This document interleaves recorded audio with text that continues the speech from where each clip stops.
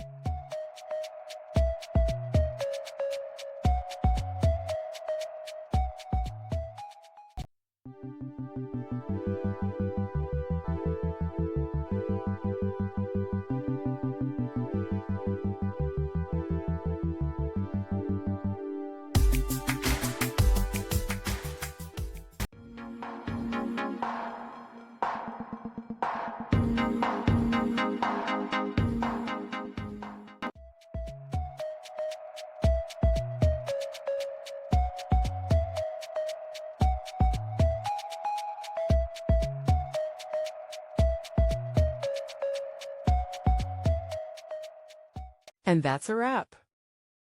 I hope you found the answer you were looking for. If you did, take a second to hit that subscribe button. It really helps out. And let me know in the comments which solution worked best for you. See you next time in the debug zone.